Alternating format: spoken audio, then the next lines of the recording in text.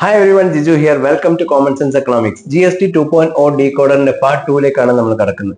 Part 2 നമ്മൾ discuss ചെയ്യാൻ പോകുന്നത് ഈ വരുന്ന സെപ്റ്റംബർ 22 മുതൽ GST നിയമങ്ങളിൽ വരുന്ന മാറ്റങ്ങളെ കുറിച്ചാണ്. പക്ഷെ അതിനു മുമ്പായി കഴിഞ്ഞ വീഡിയോയിൽ ഞാൻ ഒരു ചോദ്യം ചോദിച്ചിരുന്നു, എന്തിനു വേണ്ടിയാണ് GST എടുക്കുന്നത് ഗവൺമെന്റ്? ഇതിനൊരു ഉത്തരം പെട്ടെന്ന് കണ്ടെത്തിയതിനു ശേഷം നമുക്ക് മാറ്റങ്ങളിലേക്ക് വരാം. നമുക്കറിയാം GST എന്ന് പറയുന്ന ഒരു ഇൻഡയറക്ട് ടാക്സ് ആണ്. അതുപോലെ തന്നെ ഡയറക്ട് ടാക്സ് ആയിട്ടുള്ള personal income tax, corporate tax ഇവയെല്ലാം നമുക്കുണ്ട്. ഏത് ടാക്സും ആയിക്കൊള്ളട്ടെ, ഇതിന്റെ റവന്യൂ ഗവൺമെന്റ് കളക്ട് ചെയ്ത് കീപ്പ് ചെയ്യുന്നത് ഒരു സിംഗിൾ ഫണ്ടിലാണ്. ഭരണഘടനയുടെ ആർട്ടിക്കിൾ 266(1) പ്രകാരം ഉണ്ടാക്കിയിട്ടുള്ള ഒരു അക്കൗണ്ട് ആണത്. ഇതിന് പറയുന്ന പേര് കൺസോളിഡേറ്റഡ് ഫണ്ട് ഓഫ് ഇന്ത്യ എന്നുള്ളതാണ്. ഇതിന്റെ ഉപയോഗം എങ്ങനെ യൂട്ടിലൈസ് ചെയ്യണം എന്നുള്ളത് ഓരോ വർഷവും ബഡ്ജറ്റിലൂടെ ഗവൺമെന്റ് ജനങ്ങളെ അറിയിക്കുന്നുണ്ട്. ബഡ്ജറ്റിൽ പ്രധാനമായും രണ്ടു തരം ചെലവുകളാണുള്ളത്. ഒന്ന് ഡെവലപ്മെന്റൽ എക്സ്പെൻഡിച്ചർ അഥവാ ക്യാപിറ്റൽ എക്സ്പെൻഡിച്ചർ എന്ന് പറയും. രണ്ടാമത്തേത് നോൺ ഡെവലപ്മെന്റൽ എക്സ്പെൻഡിച്ചർ അഥവാ റവന്യൂ എക്സ്പെൻഡിച്ചർ എന്ന് പറയും. നമുക്ക് ഓരോന്നും എന്താണെന്ന് നോക്കാം. ഡെവലപ്മെന്റൽ എക്സ്പെൻഡിച്ചർ അഥവാ ക്യാപിറ്റൽ എക്സ്പെൻഡിച്ചർ, ഒന്നാമത്തേത് ഇൻഫ്രാസ്ട്രക്ചർ ഡെവലപ്മെന്റ്. കാരണം road, railway, airport, power projects ഇതെല്ലാം രാജ്യത്തിന്റെ പുരോഗതിക്ക് ആവശ്യമാണ്. അതിനുവേണ്ടി നമ്മൾ സ്പെൻഡ് ചെയ്യുന്നുണ്ട്. രണ്ടാമത്തേത് സോഷ്യൽ സർവീസ് ആണ്. അതായത് എഡ്യൂക്കേഷൻ, ഹെൽത്ത് കെയർ, സാനിറ്റേഷൻ, ഇതിനു വേണ്ടി നമ്മൾ ഈ ഫണ്ട് ഉപയോഗിക്കുന്നുണ്ട്. അതുപോലെ തന്നെ agriculture and rural development, irrigation projects, അതുപോലെ തന്നെ റൂറൽ ഡെവലപ്മെന്റിന് വേണ്ടിയിട്ടുള്ള പല സ്കീമുകൾക്ക് വേണ്ടി ഇത് ഉപയോഗിക്കുന്നു. അതുപോലെ തന്നെ സയന്റിഫിക് ആൻഡ് ടെക്നോളജിക്കൽ റിസർച്ചിന് വേണ്ടി നമ്മൾ ഉപയോഗിക്കുന്നുണ്ട്. ഇതെല്ലാം രാജ്യത്തിന്റെ പുരോഗതിക്ക് ആവശ്യമായിട്ടുള്ള കാര്യങ്ങളായതുകൊണ്ടാണ് ഇതിനെ ക്യാപിറ്റൽ എക്സ്പെൻഡിച്ചർ എന്ന് പറയുന്നത്. രണ്ടാമത്തത് റവന്യൂ എക്സ്പെൻഡിച്ചർ. അതിൽ ആദ്യം വരുന്നത് ഇൻട്രസ്റ്റ് പേയ്മെന്റ് ആണ്. ഗവൺമെന്റ് പല സ്ഥലത്ത് നിന്ന് ലോൺ എടുക്കാറുണ്ട്, പല സാഹചര്യങ്ങളിൽ ലോൺ എടുക്കാറുണ്ട്. ഇതിന് ഇൻട്രസ്റ്റ് അടയ്ക്കേണ്ടതാണ്. അപ്പോൾ ഇൻട്രസ്റ്റ് പേയ്മെന്റിന് വേണ്ടിയിട്ട് ഈ ഫണ്ട് ഉപയോഗിക്കുന്നുണ്ട്. അതുപോലെ തന്നെ സബ്സിഡികൾ, പല ഫുഡ് ഐറ്റംസിന് അതുപോലെ തന്നെ ഫെർട്ടിലൈസേഴ്സിന് നമ്മൾ സബ്സിഡി കൊടുക്കാറുണ്ട്. അതിനുവേണ്ടി നമ്മൾ ഉപയോഗിക്കുന്നുണ്ട്. മൂന്നാമത്തത് ഡിഫൻസ് എക്യുപ്മെന്റ് വാങ്ങിക്കാൻ വേണ്ടിയിട്ടും അതുപോലെ തന്നെ നമ്മുടെ ഡിഫൻസ് സ്റ്റാഫിന് സാലറി, പെൻഷൻ കൊടുക്കാൻ വേണ്ടിയിട്ടും നമ്മൾ ഇത് ഉപയോഗിക്കുന്നുണ്ട്. അതുപോലെ തന്നെ ഗവൺമെന്റ് എംപ്ലോയീസിന്റെ സാലറി, പെൻഷൻ ഇതൊക്കെ വേണ്ടിയിട്ട് നമ്മൾ ഈ ഫണ്ട് ഉപയോഗിക്കുന്നുണ്ട്. അതുപോലെ തന്നെ ചില പ്രത്യേക സമയങ്ങളിൽ ഗ്രാന്റ് കൊടുക്കാറുണ്ട് സംസ്ഥാനങ്ങൾക്ക്. അതിനുവേണ്ടി നമ്മൾ ഈ ഫണ്ട് ഉപയോഗിക്കുന്നുണ്ട്. കഴിഞ്ഞ ബഡ്ജറ്റിൽ GST ആയിട്ട് കളക്ട് ചെയ്തിരിക്കുന്നത് 22 ലക്ഷം കോടിയാണെങ്കിൽ ഡയറക്ട് ടാക്സ് ആയിട്ട് കളക്ട് ചെയ്തിരിക്കുന്നത് 27 ലക്ഷം കോടിയാണ്. ടാക്സ് ഏതും ആയിക്കൊള്ളട്ടെ, GST ആവട്ടെ, ഡയറക്ട് ടാക്സ് ആയിക്കൊള്ളട്ടെ, ഇതെല്ലാം യൂസ് ചെയ്യപ്പെടുന്നത് നമ്മുടെ എക്കണോമിക് ആൻഡ് സോഷ്യൽ ഡെവലപ്മെന്റിന് വേണ്ടിയാണ്. ഇപ്പൊ നിങ്ങൾക്ക് ഏതാണ്ട് എന്തിനാണ് GST കളക്ട് ചെയ്യുന്നത് എന്നുള്ളത് മനസ്സിലായി കാണുമെന്ന് വിശ്വസിക്കുന്നു. GST പൊതുവെ മൂന്നായി തരംതിരിക്കാം. സെൻട്രൽ GST അഥവാ CGST, സ്റ്റേറ്റ് GST അഥവാ SGST, ഇന്റഗ്രേറ്റഡ് GST അഥവാ IGST.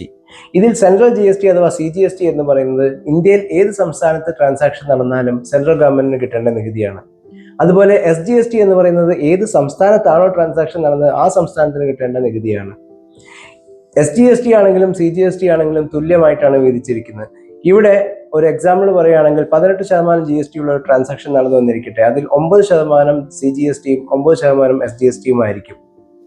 ഇനി IGST എന്താണെന്ന് നോക്കാം. IGST ഒരു ഡെസ്റ്റിനേഷൻ ബേസ്ഡ് ടാക്സ് ആണ്. അതായത് രണ്ട് സംസ്ഥാനങ്ങളിലുള്ള ആളുകൾ തമ്മിൽ ട്രാൻസാക്ഷൻ നടക്കുമ്പോഴാണ് IGST ഉപയോഗിക്കുന്നത്.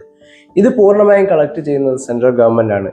IGST എന്ന് പറയുന്നത് CGSTയുടെയും SGSTയുടെയും ആകെ തുകയാണ്. അതായത് 18% IGST ആണെങ്കിൽ 9% CGSTയും 9% SGSTയും തന്നെയായിരിക്കും. പക്ഷേ ഇതിലൊരു വ്യത്യാസം മാത്രം, കേന്ദ്ര ഗവൺമെന്റ് ആണ് ഇത് പൂർണ്ണമായും കളക്ട് ചെയ്യുന്നത്. അതുകൊണ്ട് തന്നെ CGST കേന്ദ്ര ഗവൺമെന്റ് കീപ്പ് ചെയ്യുകയും ബാക്കി വരുന്ന SGST ഏത് സംസ്ഥാനത്താണോ ഈ ട്രാൻസാക്ഷൻ നടന്നത് ആ സംസ്ഥാനത്തിന് ട്രാൻസ്ഫർ ചെയ്ത് കൊടുക്കുകയാണ് ചെയ്യുന്നത്.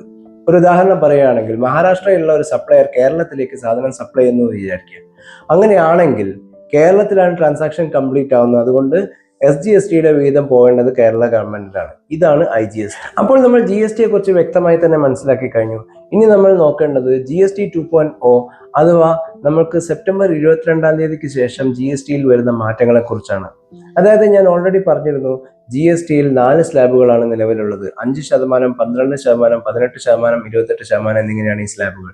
ഇത് മാറി സെപ്റ്റംബർ 22 ശേഷം 2 സ്ലാബുകളാണ് പ്രധാനമായും ഉണ്ടാവുക. അത് 5% മെറിറ്റ് റേറ്റും 18% സ്റ്റാൻഡേർഡ് റേറ്റുമാണ്. ഇത് കൂടാതെ 40% ഒരു സ്പെഷ്യൽ റേറ്റ് കൂടെ ആഡ് ചെയ്തിട്ടുണ്ട്. അതുകൊണ്ടാണ് 3 സ്ലാബായി വരുന്നത്. പക്ഷേ ഈ 40% എന്ന് പറയുന്നത് ലക്ഷറി ഗുഡ്സിനും അതുപോലെ തന്നെ സിൻ ഗുഡ്സിനുമാണ്. അതായത് പുകയില, ലക്ഷറി കാർസ് ഇങ്ങനെയുള്ള ഐറ്റംസ് ആണ്. അതുകൊണ്ട് തന്നെ ഇത് സാധാരണക്കാരനെ കാര്യമായി ബാധിക്കുന്നില്ല. കാരണം 391 ഐറ്റംസിനെയാണ് നമ്മളെ GST ചേഞ്ച് ബാധിക്കുന്നത്. പക്ഷെ അതിൽ 357 ഐറ്റംസിനും GSTയിൽ സ്ലാബ് കുറയുകയാണ് ചെയ്തത്. അതുകൊണ്ട് തീർച്ചയായും ഇത് ജനങ്ങൾക്ക് ഉപകാരപ്പെടുമെന്ന് തന്നെയാണ് എനിക്ക് മനസ്സിലാക്കാൻ കഴിയുന്നത്. ഇനി നമുക്ക് വളരെ സ്പെസിഫിക് ആയിട്ട് എന്തൊക്കെ പ്രോഡക്റ്റിന് എന്തൊക്കെ മാറ്റങ്ങൾ വന്നിട്ടുണ്ടെന്ന് നമുക്ക് പരിശോധിക്കാം. അതായത് GST 2.0 ചില പ്രോഡക്റ്റുകൾ സീറോ അല്ലെങ്കിൽ എക്സംപ്റ്റ് കാറ്റഗറിയിലേക്ക് വന്നിട്ടുണ്ട്. അതായത് ഇത്തരം പ്രോഡക്റ്റുകൾക്ക് അല്ലെങ്കിൽ ഇത്തരം സേവനങ്ങൾക്ക് നമ്മൾ GST കൊടുക്കേണ്ട കാര്യമില്ല. അതിലൊന്ന് ലൈഫ് സേവിങ് ഡ്രഗ്സ് ആണ്. 33 ലൈഫ് സേവിങ് ഡ്രഗ്സിനെ സീറോ കാറ്റഗറിയിലേക്ക് മാറ്റിയിട്ടുണ്ട്. അതായത് സാധാരണക്കാരനെ സംബന്ധിച്ചിടത്തോളം ഇത് വാങ്ങിക്കുമ്പോൾ ഇനി GST നൽകേണ്ടതില്ല. പിന്നെ ലൈഫ് ഇൻഷുറൻസും ഹെൽത്ത് ഇൻഷുറൻസും വളരെ ഇമ്പോർട്ടൻ്റ് ആയിട്ടുള്ള കാര്യങ്ങളാണ്. ഇത് രണ്ടും എക്സംപ്റ്റ് കാറ്റഗറിയിൽ വന്നിട്ടുണ്ട്. ഒരു സാധാരണക്കാരനെ സംബന്ധിച്ചിടത്തോളം ഏറ്റവും ആവശ്യമായിട്ടുള്ള കാര്യമാണ് ലൈഫ് ഇൻഷുറൻസും ഹെൽത്ത് ഇൻഷുറൻസും. ഇത് എക്സംപ്റ്റ് കാറ്റഗറിയിലേക്ക് വരുന്നതോടുകൂടി കൂടുതൽ ആളുകൾ ലൈഫ് ഇൻഷുറൻസും ഹെൽത്ത് ഇൻഷുറൻസും എടുക്കാൻ കഴിയുന്ന ഒരു സ്ഥിതിയിലേക്ക് മാറും. ഇനി 5% കാറ്റഗറിയിലേക്ക് വന്നിട്ടുള്ള പ്രധാനപ്പെട്ട ഗുഡ്സ് ഏതൊക്കെയാണെന്ന് നമുക്ക് നോക്കാം. ഇത് നേരത്തെ 12-18% കാറ്റഗറിയിൽ നിന്നിരുന്നതാണ്.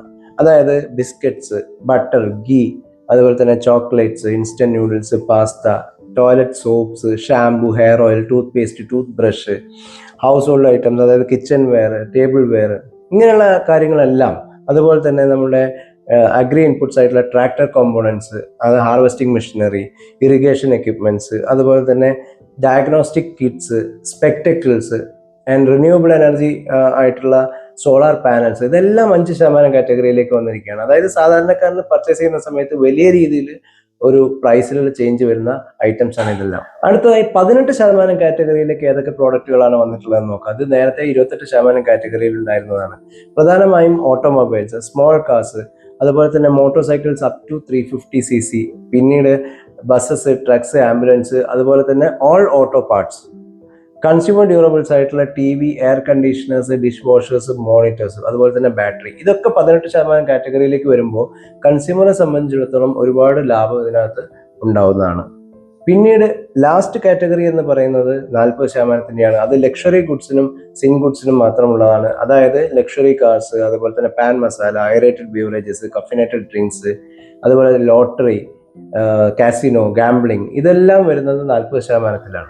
ചുരുക്കി പറഞ്ഞാൽ GST 2.0 വന്നു കഴിഞ്ഞാൽ ഒരു 10,000 രൂപ പർച്ചേസ് ചെയ്യുന്ന ഒരാളെ സംബന്ധിച്ചിടത്തോളം 1000 മുതൽ 1300 രൂപ വരെ കിഴിവ് പ്രതീക്ഷിക്കാം.